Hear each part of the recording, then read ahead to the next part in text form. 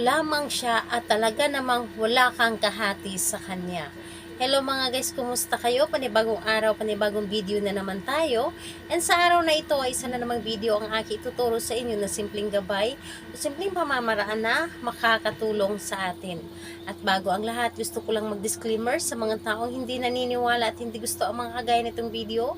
Please skip this video and maghanap kayo ng video sa gustong gusto nyo dahil ang video na ito ay para lamang ito sa mga taong naniniwala and gusto mag-try. Sa lahat po ng mga nag-comment po dito sa aking video, dito sa loob ng aking channel, mag-ingat sa lahat ng mga nagko-comment or nagre-reply sa inyo na dinadala kayo sa kanilang WhatsApp at Imo apps upang makaiwas po tayo sa scam. And ayun po, dito po ituturo ko sa inyo paano magiging iyo lamang ang kanyang pagmamahal at talaga namang wala kang kahati sa kanya. And yung tipong buong buo po ang ibibigay niyang pagmamahal sa inyo at wala na siyang iba pang titigan pa or wala na siyang ibang mamahalin pa kundi ikaw lamang. Yung tipong ikaw lamang ay sapat na para sa kanya. Ito ay pwedeng gawin sa parehas ang kasarian, babae to babae and lalaki to lalaki. Siyempre sa ating babae at lalaki na mag-partner. And ayun po, pwedeng-pwede itong gawin kahit kayo ay LDR at magkalapit sa isa't isa. So, dito po ay kailangan natin ng gagamitin sa paggawa ng ritual na ito. Ang dapat mo lamang ihanda nito, kailangan ka lamang maghanda ng asukal. Pwedeng brown, pwedeng white sugar ang inyong gamitin. Or di kaya gumamit kayo ng cinnamon powder kung meron po. So, dito po ito lamang ang ating kailangan. Sugar lamang, white or brown. And kailangan din natin dito ng maliit na papel. Kailangan din natin dito ng panulat. So, ito lamang ang mga bagay na ating ihanda sa paggawa ng ritual na ito. And kapag ready na yung mga materialis na aking naibanggit, ang isunod po ninyong i-ready is ang inyong sarili. I-ready po ninyo ang inyong sarili. Dapat po ay alam po ninyo sa inyong sarili na gustong gusto ninyo itong gawin at alam po ninyo sa inyong sarili na ito ay makakatulong sa inyo at wala po kayong pagdududa. Dapat gumawa kayo ng isang ritual, wala kayong mga iniisip na mga problema, walang mga gumugulo, and kailangan na clear po dapat yung isip ninyo kapag ito ay inyong ginawa. So ngayon po, kapag ready na yung mga bagay and kailangan na mag-isa ka lamang na gumawa nito para hindi po kayo madistract, and kailangan din po na ilihim natin ang paggawa ng isang ritual. Ngayon, kapag ready ka na, ay pwede mo na itong simulan. So, ang gagawin mo lamang dito ay napakadali at napakasimple lamang. Una po, ang gagawin nyo lamang dito sa papel po, isulat nyo lamang ng 7 beses ang pangalan at apelyido ni target. So, 7 beses lamang ang pangalan at apelyido ni target dito sa papel na inyong ginawa.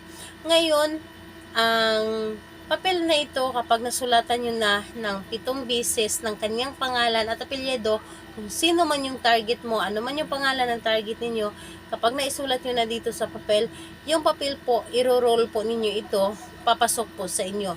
Dapat po ay i-roll po ninyo yung papel.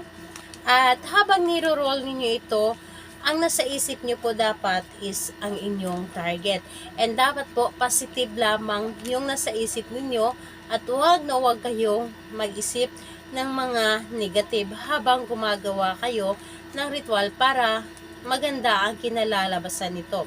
So, ngayon, ganito na, kapag na-roll nyo na yung papel, ang gagawin nyo lamang dito, kunin ninyo yung asukal ninyo, kumuha kayo ng lalagyan, pwedeng ganito lamang yung garapon na maliit, or di kaya baso, depende po sa inyo, at yung papel na ito, itusok nyo lamang sa gitna.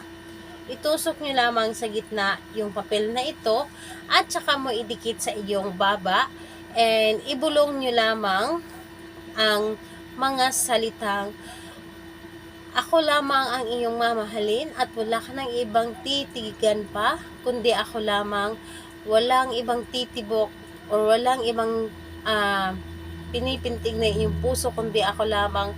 Mamahalin mo ako higit pa sa inyong sarili. Mamahalin mo ako ng labis-labis at talaga namang wala akong kahati, wala akong kapantay dyan sa puso mo. Lahat po ng gusto ninyong sabihin, sabihin ninyo dito. Okay na po na hindi po ninyo banggitin yung kanyang pangalan at apelyido, kundi yung mga magic words lamang na dapat nating sabihin. Yun po ang sabihin natin dito. Depende po sa inyo kung ano yung gusto niyo sabihin. Ang importante po ay positive yung mga sinasabi natin. Ang importante ay maganda po yung mga sinasabi natin at hindi po yung mga negative.